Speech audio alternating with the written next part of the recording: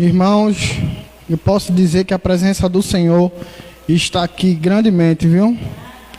Se o culto pudesse ser só de louvor, eu garanto que muita gente sairia daqui renovado, sairia daqui abençoado pelo Senhor, né?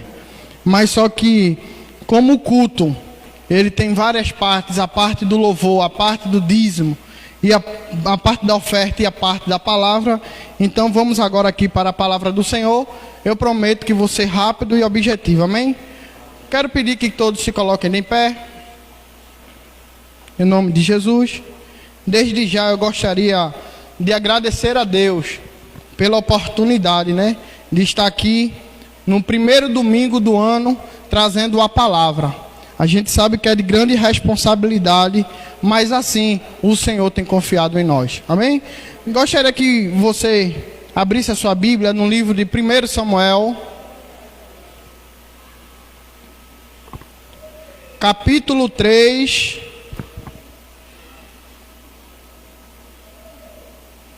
e o versículo 10. Livro de 1 Samuel, capítulo 3, versículo 10.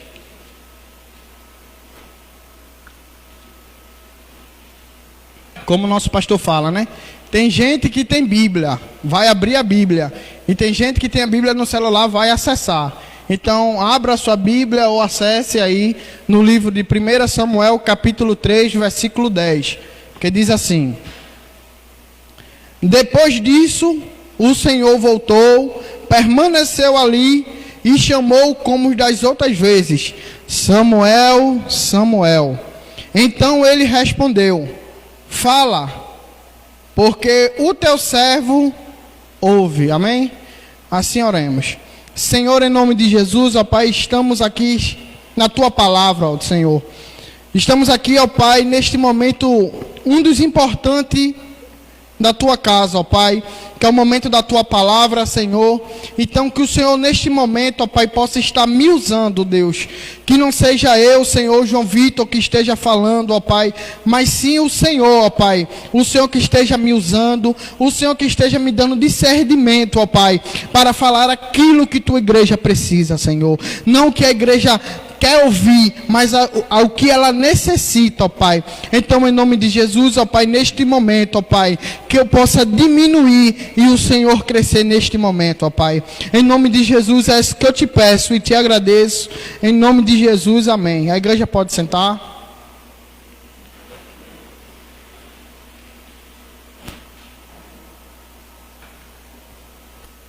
Queridos, antes de começar aqui a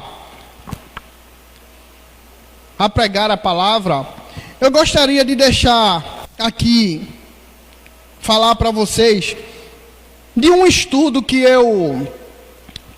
um certo dia eu estava trabalhando no encontro de casais, numa igreja, que também não é do nosso ministério, mas foi autorizado pelo nosso pastor, e lá eu estava, na hora do almoço, eu estava conversando com um pastor, que eu não sei se o cargo na justiça é esse, mas ele é como se fosse o despachante do juiz. O juiz, ele dá a sentença e ele despacha os documentos. Eu não sei se o cargo é esse, mas ele também é pastor. E certo dia eu estava conversando com ele, ele disse: ó, João, hoje as estatísticas e a ciência diz que um filho que ele já se divorciou foi por conta do pai ou da mãe que antes se divorciou. A estatística também diz que hoje o filho que é pobre, a mãe e o pai também é pobre. E eu comecei a relembrar isso foi antes da pandemia, a relembrar do que ele tinha conversado comigo, me falando, que a gente estava falando na questão sobre família, e Deus me fez lembrar desse estudo que ele me falou, para que eu possa fazer uma ponte com a minha palavra, com a palavra do Senhor, né, com a minha pregação. Então, o que ele falou que o filho, quando se casa e se separa, é reflexo dos pais antes. O filho que é pobre foi reflexo dos pais antes. O filho que entra nas drogas, provavelmente alguém da família entrou nas drogas. E eu fiz uma ponte aqui, e o tema da minha mensagem é: o que eu devo ouvir? Eu devo ouvir o que a ciência diz ou o que a palavra diz? Eu devo seguir o quê? O que hoje a gente vê que nas mídias, nas televisões, nos rádios, diz: Covid, as pessoas que não pegou ainda vai pegar, vai ficar doente e tal, não sei o quê. Mas a palavra diz que o Senhor, Ele é médico dos médicos, o Senhor, Ele cura, o Senhor, Ele salva, o Senhor, Ele liberta e Ele faz. Qual a voz que eu devo ouvir? E agora, entrando na mensagem, no texto que eu li no livro de 1 Samuel, capítulo 3, versículo 10, mas voltando alguns capítulos antes, a Bíblia vai falar de duas pessoas. A primeira é Ana e a segunda era Penina. Ana, o desejo de Ana era ter um filho, mas só que Ana, naquele momento, ainda não tinha concebido um filho, e Penina tinha. Mas naquela época, a mãe que não tinha um filho, ela não era abençoada por Deus. E diz a Bíblia que Ana vai até a igreja, vai até o templo adorar. E quando ela chega lá, ela se ajoelha e começa a clamar, dizendo: Senhor, me concede um filho. Porque a partir do momento que eu tiver meu filho, ele vai ser consagrado a ti. Veja só, a primeira coisa que Ana fala quando ela pede é que o filho dela vai ser apresentado ao Senhor.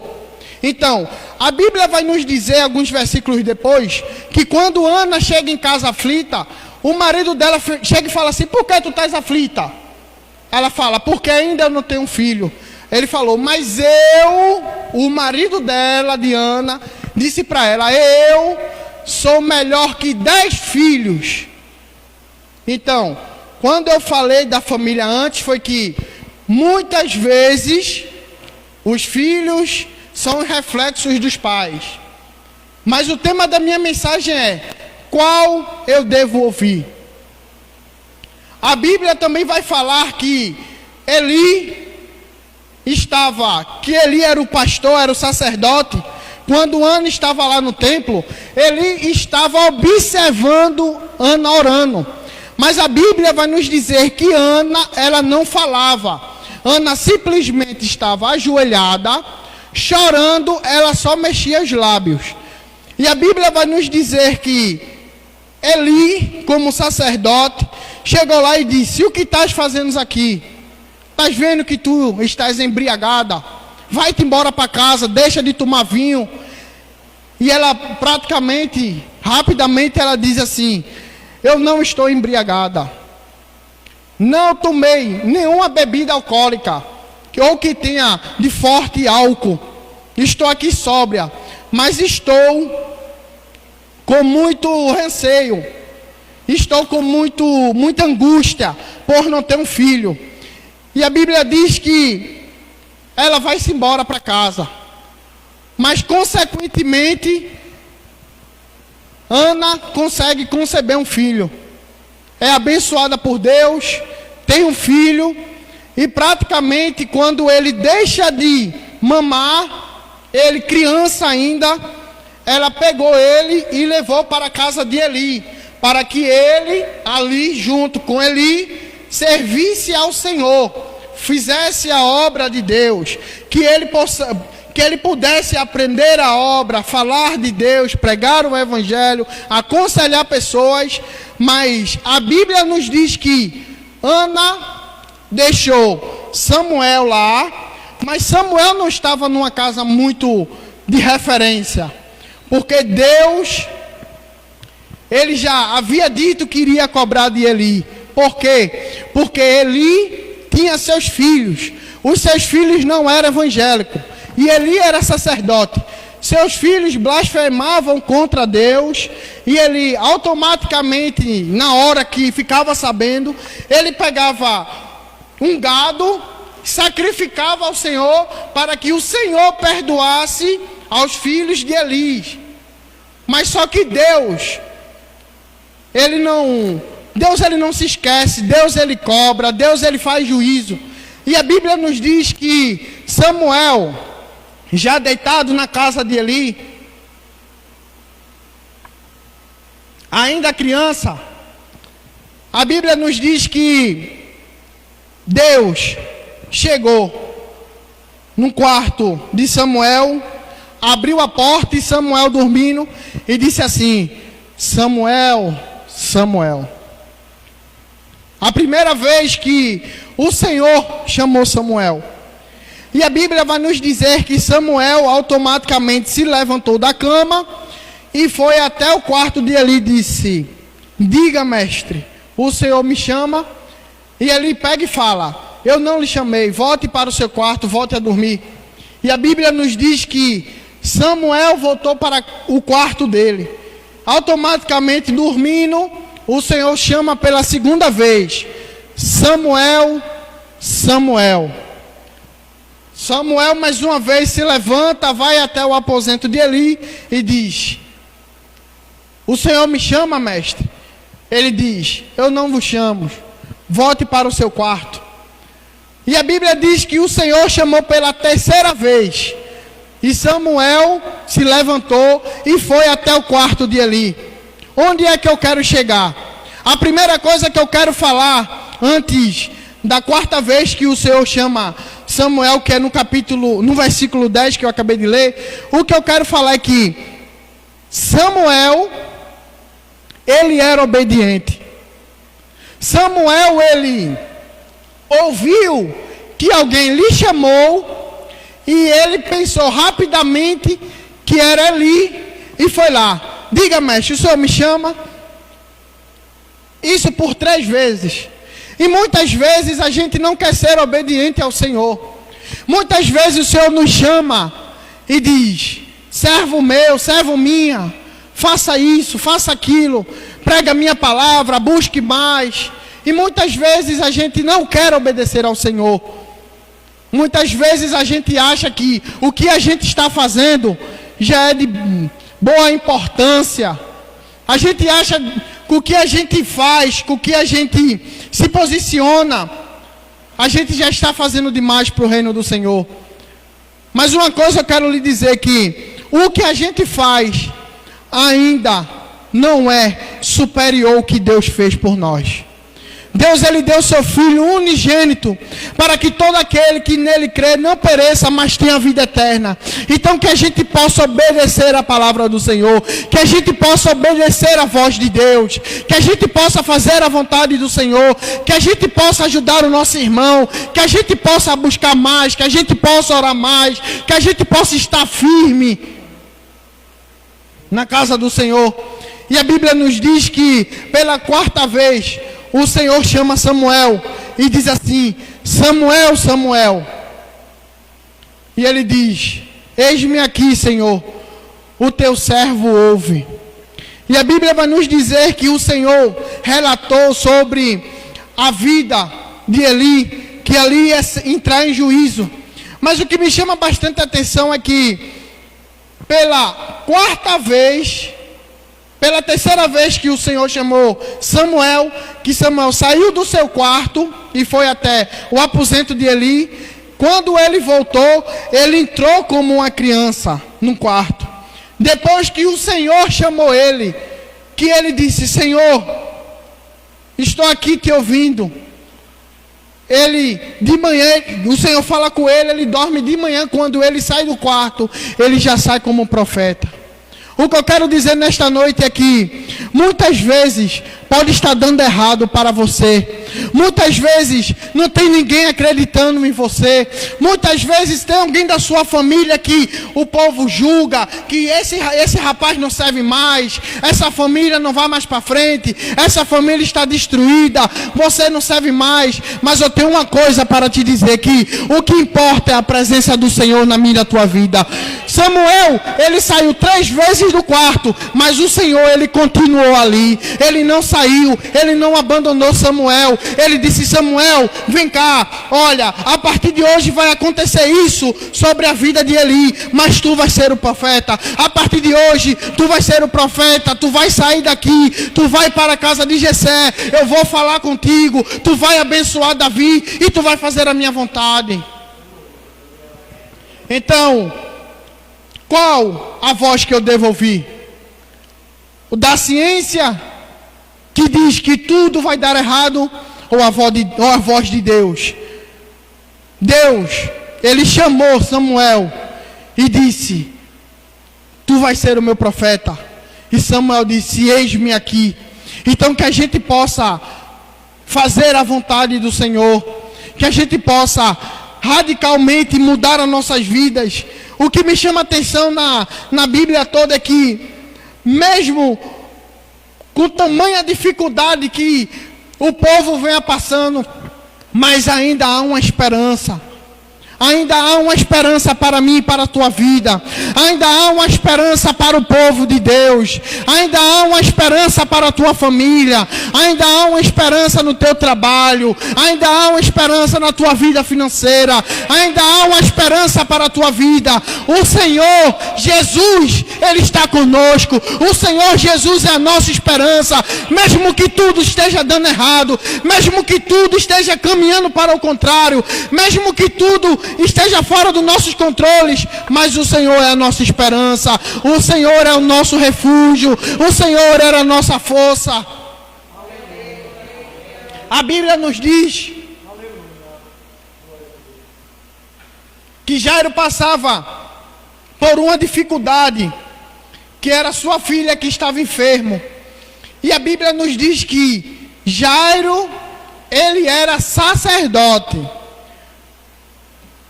Mas a Bíblia nos diz que Jairo, ele não tinha mais o que fazer. E ele foi buscar esperança em quem? Em Jesus. Ele foi atrás de Jesus e disse: mestre, minha filha está em casa, morta. Rogo-te que o Senhor vá lá. E a Bíblia nos diz que o Senhor foi lá. A mulher do fluxo de sangue, ela estava enferma há 12 anos. E naquela época, a mulher que tinha hemorragia, ela era considerada impura. Mas quando ela ouviu falar que Jesus estava vindo, ela teve esperança. O cego de Jericó também estava passando por um problema. E quando ele ouviu que Jesus estava passando, ele começou a clamar: Jesus, filho de Davi, tende misericórdia de mim. Por quê? Porque ele viu que em Jesus tinha esperança. Ele viu que se ele continuasse na porta, ele viu que se ele escutasse a voz de Jesus, ele viu que se ele ficasse ali clamando, que ele ficasse ali, mesmo o pessoal dizendo a ele: rapaz, cala a boca, Jesus não vai te ouvir. Mas se ele continuasse perseverando, ele ia ter a sua cura. Ele sabia que Jesus tinha uma esperança para ele. Então que a gente possa ter a certeza que Jesus é a nossa esperança. Muitas pessoas não querem fazer como Samuel fez, entrar pela porta para poder fazer a vontade de Jesus. Por quê? Porque muitas vezes, quando a gente tem que fazer a obra, ou quando a gente diz para Jesus assim: Senhor, estou aqui, teu servo ouve, a gente tem que muitas vezes renunciar muitas coisas nas nossas vidas. Então que a gente possa renunciar para ouvir a vontade de Deus. Que a gente possa renunciar muitas coisas que não agradam ou que não convém com a palavra de Deus, para que a palavra de Deus seja cumprida na nossa vida. Samuel, ele abriu de mão. Samuel, A Bíblia diz que ele virou profeta. Mas a Bíblia não diz em nenhum momento que ele, quando ele conheceu as coisas do mundo, ele se desviou do caminho. Ele tinha convicção que não, o que o mundo me oferece não é para mim. O que o Senhor oferece é muitas coisas mais. Então que a gente possa ter a certeza, você que está em casa, que muitas vezes você está desanimada, que muitas vezes você vê que algo não está acontecendo na sua vida. Creia que a esperança na sua vida é Jesus. Creia que Jesus ele vai fazer. Muitas vezes tem alguém da sua família que ninguém dá nada, mas Deus é a esperança para a sua vida. Deus é a esperança para a sua família. Deus é a esperança para todos nós. Amém? E desde já agradeço a oportunidade em nome de Jesus.